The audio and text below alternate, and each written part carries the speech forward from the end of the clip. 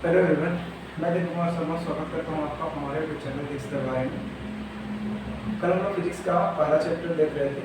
इसमें कुछ थोड़ी सी बातें हम लोग पढ़े थे प्रकाश के परिवर्तन के बारे में। इसमें हम लोग प्रकाश और उससे रिलेटेड कुछ टर्म्स के बारे में पढ़े थे, प्रकाश स्रोत के बारे में पढ़े थे। ठीक है, आज हम लोग प्रकाश के परिवर्तन का सेकेंड पार्ट देखेंगे। ये सेकेंड पार्ट है और पहले पार्ट का वीडियो हम जैसे बात अपलोड कर चुके हैं। अगर आप नहीं देखे हैं तो उसका लिंक आपको डिस्क्रिप्शन में मिल जाएगा और उस लिंक पर क्लिक करके आप उसको देख सकते हैं।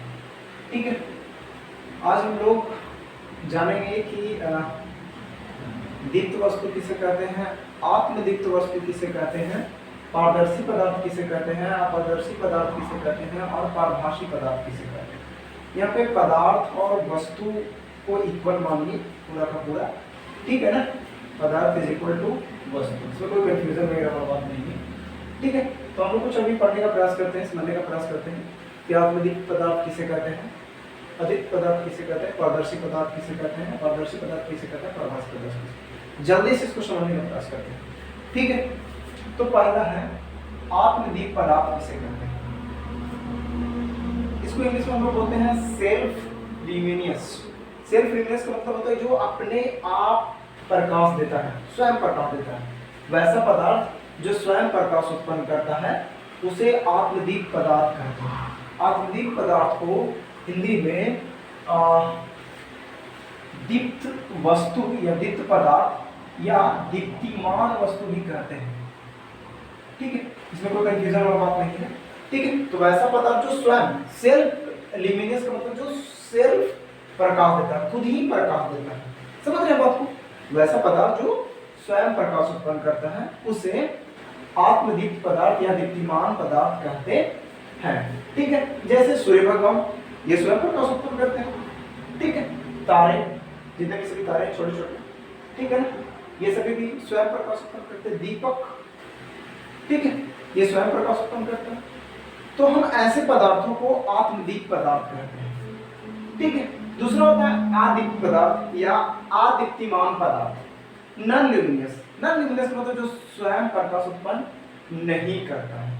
बोलेंगे वैसा पदार्थ जो स्वयं प्रकाश उत्पन्न नहीं करता है, क्या मतलब हुआ कि वो अपने नहीं जलेगा भैया, सीधी बात है। तो उसे हम लोग कहेंगे अदीप्त पदार्थ। ठीक है, जैसे मैं पत्थर जलता नहीं जलता, टेबल जलता नहीं जलता, ईंट जलता नहीं जलता, चंद्रमा भी अदीप्त पदार्थ कैसे, उसे तो प्रकाश निकलता है। देखिए उससे प्रकाश निकलता नहीं, वो प्रकाश को बस रिफ्लेक्ट कर देता है, परिवर्तित करता है, मतलब प्रकाश के डायरेक्शन को चेंज कर देता है। ऐसे समझिए, जैसे ये बाबू चंदा मामा है, ठीक है, मून, यहाँ पे है सन, यहाँ से प्रकाश की किरण जब आता है तो ये आईना की तरह ऐसे बना हुआ है और ये पृथ्वी वासियों को प्रकाश की किरणों को दे देता है। देखिए ऐसे समझिए, आपने गांव में बच्चों को देखा होगा जब शीशे कांच के टुकड़े बोले तो जो ऐनक के जो होते हैं, क्या है उसको, ऐनक का जो टूटा हुआ जो शेष भाग होता है उसको लेके बच्चे धूप में खड़े होकर और दूसरे दोस्तों को चमकाते रहते हैं। ठीक है ना, ये जस्ट वैसा ही हुआ, ऐसा कार्य हुआ जैसा हमारा चंद्रमा। ठीक है ना, तो चंद्रमा जस्ट प्रकाश की किरणों को परिवर्तित कर देता है, सूर्य से आती प्रकाश की किरणों को परिवर्तित कर देता है, ऐनक की तरह काम करता है। चंद्रमा इज इक्वल टू ऐनक। ठीक है, ऐनक की तरह, जैसे ऐनक में आप प्रकाश की किरणों को डालेंगे तो देखते हैं उसे निकल के बाहर चला जाता है। ठीक है, और बच्चा लोग को देखते हैं चमकाते रहते हैं दूसरे दोस्तों को या किसी और भी व्यक्ति को, बड़े मजा आता है ना। चलिए क्यों हम ऐसा करते हैं, खैर ठीक है। तो ये चंद्रमा कैसा पदार्थ है, चंद्रमा खुद नहीं जलता है, वो सिर्फ ऐनक की तरह काम करता है और प्रकाश की किरणों को परिवर्तित कर देता है। ठीक है, अब भैया ये एक और इम्पोर्टेंट है पारदर्शी पदार्थ, किसे कहते हैं, इसको बोलते हैं ट्रांसपेरेंट। ट्रांसपेरेंट का मतलब होता है जिससे प्रकाश की किरणें, जितना प्रकाश किरणें लग जाएगा वो लगभग सारे किरणों को पार कर देगा। ठीक है, जैसे हवा, कांच, पानी, सारे प्रकाश की किरणें पार हो जाते हैं। ठीक है, तो इस ऐसे पदार्थ को हम लोग पारदर्शी पदार्थ कहते हैं। वैसा पदार्थ जिससे प्रकाश पूरा पूरा पार हो जाता है, एकदम समूचा पार हो जाता है, तो उसे हम लोग पारदर्शी पदार्थ कहते हैं। समझ में आ रहा? थोड़ा बहुत भी, ठीक है, बहुत सिंपल है। वैसा पदार्थ जिसे प्रकाश पूरा पूरा पार हो जाए, ठीक है, उसे पारदर्शी पदार्थ, ठीक है, जैसे कांच, हवा, पानी, समझ गया? अपारदर्शी पदार्थ इसका जस्ट अपोजिट। अपारदर्शी मतलब जिससे प्रकाश किरणें पार नहीं होंगी, जिसे प्रकाश किरणें पूरी पूरी पार नहीं होंगी, उसे अपारदर्शी पदार्थ कहते हैं। सिंपल है। वैसा पदार्थ जिसे प्रकाश पार नहीं होता है उसे अपारदर्शी पदार्थ कहते हैं। पत्थर से प्रकाश पार हो सकता है? नहीं, बताओ, बताइए मोदी जी, पार हो सकता है? नहीं हो सकता, ठीक है। ईंट से पार हो सकता है? नहीं हो सकता। गत्ते से, गत्ता सुना रहा है ना? हाँ हाँ, वही वाला गत्ता जिसे आप बुक के ऊपर में लगाते हैं, ठीक है।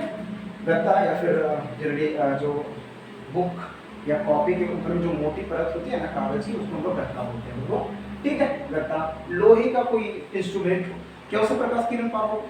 नहीं होगा यार। क्या लकड़ी से प्रकाश किरण पार होगा? नहीं होगा। तो जिससे प्रकाश किरणें पार नहीं होती है उसे अपारदर्शी पदार्थ कहते हैं। यहाँ तक क्लियर? ये बड़ा मजेदार, बड़ा समझदार, बड़ा होशियार है और बिहार बोर्ड वाला इससे बहुत सारा सवाल भी पूछता है। पारभासी पदार्थ को हम लोग इंग्लिश में बोलते हैं ट्रांसुलेंट, ठीक है। ये क्या होता है भैया? तो ट्रांसुलेंट का मतलब होता है कि वैसा पदार्थ जिसे प्रकाश का कुछ ही भाग पार होता है, जिसे पदार्थ का कुछ ही भाग पार होता है, मतलब पूरा प्रकाश नहीं जाएगा उसे, थोड़ा थोड़ा प्रकाश। ये आँख की पुतली देखें आप, जब कभी खेत तरफ गए हो और वहाँ पे सोने का मन करा हो, बात कीजिए, मतलब जब हवाएं चलते रहती है पेड़ के नीचे, तो आप जब सोए रहते हैं तो आप देखते हैं कि लगता है कि अचानक जब दिन ढलने लगता है, थोड़ा सा सूर्य इधर से उधर हुआ, तो जब प्रकाश किरणें डायरेक्ट आती है तो आपको लगता है कि हाँ सूर्य चमक रहा है, उठ जाना चाहिए। या फिर आप घर में भी सोए हुए, जब कभी आप सोए हुए रहते हैं, अचानक लाइट आती है तो आप देखते हैं कि प्रकाश कुछ ना कुछ पार होता, पता चल जाता है कि हाँ भैया लाइट आ गई, ठीक है। तो ये जो हमारा पलक है ये एक प्रकार का पारदर्शी पदार्थ, ठीक है। समूचा प्रकाश नहीं पार होता, थोड़ी थोड़ी पार होता है। तो जिससे थोड़ी थोड़ी पार होगा, पारभासी का मतलब वैसा पदार्थ जिससे प्रकाश थोड़ी थोड़ी पार होगा, थोड़ा पूरा नहीं, थोड़ा थोड़ा पार होगा, कुछ भाग ही पार होगा, उसे हम लोग पारभासी पदार्थ कहते हैं, ठीक है। घना धुआं, ठीक, तेल लगा हुआ कागज, देखें आपको तेल लगा हुआ, घिसा हुआ कांच, कांच को घिस दीजिए या फिर घिस जाता ही है जनरली, ठीक है। तो वैसे कांच से पूरा प्रकाश नहीं जाता, थोड़ी थोड़ी मात्रा में जाता है, ठीक है। रक्त, रक्त का मतलब खून, ठीक है ना, इससे प्रकाश बहुत थोड़ी थोड़ी मात्रा में जाती है। चर्म, चर्म, चर्म मतलब चमड़ा, ठीक है। इससे आप कभी मोबाइल का टॉर्च जला के आप इसे क्रॉस करने के बाद, मतलब यहाँ पे रख के और जब चेकआउट कीजिएगा तो मोबाइल का फ्लैश ऑन कीजिए और अपने उंगली पे रखिए उसको, तो पता चलेगा कि पूरा अंदर में रेड रेड, ठीक है। पूरा प्रकाश नहीं जाता, ठीक है, थोड़ी थोड़ी मात्रा में प्रकाश जाता है। तो हम इसलिए कांच, घिसे हुए कांच को, रक्त को, चमड़े को, दूध भी सर, दूध भी एक पारभासी पदार्थ है, याद रखिएगा, कई दफा एग्जामिनेशन में पूछ चुका। पलक, इसको तो मत बोलिएगा, पलक, थोड़ी थोड़ी प्रकाश की किरणें जिससे थोड़ी थोड़ी पार होती है उसे हम लोग पारभासी पदार्थ कहते हैं, ठीक है। तो ये पांचों बात आपको समझ में आ गया। आत्मदीप्त का मतलब जो स्वयं प्रकाश उत्पन्न करता है, अदीप्त का मतलब जो स्वयं प्रकाश उत्पन्न नहीं करता है, पारदर्शी का मतलब जिससे प्रकाश पार हो जाता है, अपारदर्शी का मतलब जिससे प्रकाश पार नहीं होता है, और पारभासी का मतलब होता है जिससे प्रकाश थोड़ा थोड़ा पार होता है। समझा? पूरा नहीं, थोड़ा थोड़ा पार होता है, ठीक है। ये एग्जाम्पल याद रखिएगा, पारभासी का घना धुआं, तेल लगा हुआ कागज, घिसा हुआ कांच, रक्त, चर्म बोले तो चमड़ा, दूध, पलक, इटीसी, ठीक है। अब एक पूछेगा कभी कभी तो नहीं पूछा था, एक बार सिर्फ एग्जाम में पूछा था कि प्रकाशीय माध्यम कितने प्रकार के होते हैं। तो ये भैया प्रकाशीय माध्यम होता क्या? तो प्रकाशीय माध्यम का मतलब होता है वैसा क्षेत्र जिससे प्रकाश चलकर हमारी आंखों तक आती है। ये क्या बोला है सर?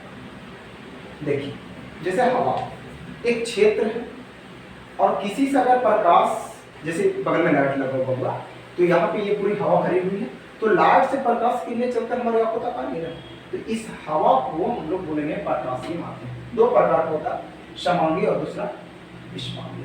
ठीक है, हवा और पानी समांगी होगा, और जैसे कि ठंडी हवा गर्म हवा का जो मिश्रण होगा उसको हम लोग बोलेंगे विषमांगी। ठीक है, इसका एक लंबा चौड़ा एपिसोड बन सकता है। खैर, तो प्रकाशीय माध्यम याद रहेगा, दो प्रकार का, समांगी और दूसरा विषमांगी। कहते किसे ऐसे? तो वह क्षेत्र जहां से प्रकाश की किरणें हमारी आंखों तक पहुंचती है उसे हम लोग प्रकाशीय माध्यम कहते हैं। आप देखो बाबू, ये 6 क्लास में पढ़ना था छाया के बारे में, शैडो किसे कहते हैं, व्हाट इज शैडो। ठीक है, नाम तो सुने हो। जब कभी आप दोपहर में या सुबह के बेला में या शाम के बेला में घूमने जाते हैं तो आप देखते हैं कि आपका लंबा लंबा छाया बनता है, बड़ी दूर तक पेड़ पौधों की छाया देख सकते हैं। ठीक है, वो छाया है क्या? तो होता क्या है, देखिए ध्यान से समझिएगा। होता क्या है कि जब प्रकाश की किरणें किसी अपारदर्शक वस्तु से टकराती है, सबसे बड़ा अपारदर्शक वस्तु तो आती है, हम भी समझ रहे हैं बात की, या पेड़ पौधे या कोई भी अपारदर्शक वस्तु को रखेंगे। ठीक है, जैसे सूर्य से प्रकाश की किरणें आ रही है, एक बबुआ खड़ा है, बबुआ कौन है जी? बबुआ। ठीक है, ये बबुआ जो है अपारदर्शक वस्तु, अपारदर्शी वस्तु से प्रकाश थोड़ी ना पार होगा। अरे चमड़े से पार होगा यार, लेकिन अंदर में तो और भी बहुत सारी चीजें हैं ना, टोटल मिला के नहीं पार होगा। ठीक है, तो ये बबुआ अपारदर्शी वस्तु है, अपारदर्शक पदार्थ है, एपी। ठीक है, इसे प्रकाश पार नहीं होगा। तो जब प्रकाश किरणें पार नहीं होती है बाबू, तो उस वस्तु के जस्ट पिछवा में, मतलब तो पीछे अंधेरा बन जाता है, अंधेरी क्षेत्र बन जाता है। उसी अंधेरी क्षेत्र को हम लोग छाया कहते हैं। ठीक है, ये सब डेफिनेशन नहीं पूछता है, लेकिन आपको सुनना है, जब किसी वस्तु से प्रकाश निकलकर किसी अपारदर्शक वस्तु से टकराती है तो उसके जस्ट पीछे अंधेरा क्षेत्र बन जाता है, जिसे हम लोग छाया कहते हैं। आप चाहे तो इसका डेफिनेशन लिख सकते हैं और लिखा देना चाहिए यार, बहुत इजी है, तो बबुआ भी लिख देगा। समझ रहे हैं बात को? ठीक है, खटाक से परिवर्तन कीजिए। आत्मदीप्त वस्तु को दीप्तिमान वस्तु भी कहते हैं। ठीक है, किसे कहते हैं सर? तो वैसा पदार्थ जिससे स्वयं प्रकाश उत्पन्न होता है। अदीप्त वस्तु किसे कहते हैं? तो वैसा पदार्थ जिससे स्वयं प्रकाश उत्पन्न नहीं होता, जैसे कि चंद्रमा। ठीक है, पारदर्शी पदार्थ किसे कहते हैं सर? तो वैसा पदार्थ जिससे प्रकाश पूरा पार हो जाता है। ठीक है, और अपारदर्शी पदार्थ जिसे प्रकाश पार होवे नहीं करता, और पारभासी पदार्थ वैसा पदार्थ जिसे प्रकाश थोड़ा पार होता है, थोड़ा सा, पूरा नहीं, थोड़ा सा पार होता है। एग्जाम्पल याद है, पारदर्शी माध्यम कितने प्रकार का? दो प्रकार का, समांगी और दूसरा विषमांगी। कहते किसे सर? तो वह क्षेत्र जहां से प्रकाश किरणें हमारी आंखों तक पहुंचती है, हवा पानी कांच। छाया किसे कहते हैं सर? बहुत सिंपल, जब किसी प्रकाश स्रोत से प्रकाश की किरणें निकलकर किसी अपारदर्शक वस्तु से टकराती है तो उसके पीछे एक अंधेरे वाला क्षेत्र बन जाता है। उसी अंधेरे वाले क्षेत्र को हम लोग छाया या शैडो कहते हैं। ठीक है, इसी के साथ इस वीडियो की इस पार्ट की समाप्ति होती है। मिलेंगे हम आपको नेक्स्ट वीडियो में। कल हम लोग पढ़ेंगे किरण किसे कहते हैं, किरण पुंज किसे कहते हैं, किरण पुंज के कितने प्रकार होते हैं। ठीक है, एंड फाइनली कल ही आपका पता चलेगा कि भैया व्हाट इज प्रकाश का परावर्तन। ठीक है, अभी हम लोग बस प्रकाश के बारे में जो भी छोटी बेसिक बातें हैं वो सभी पढ़ रहे थे, और ये सभी एग्जाम में एक नंबर में पूछे जा चुके हैं। तो इसको जरा ध्यान रखिएगा बबुआ, ये बहुत ही आगे चलकर आपको हेल्प देगा, मदद करेगा, बेनिफिट करेगा। ठीक है, वीडियो पर देखने का आपका बहुत बहुत शुक्रिया।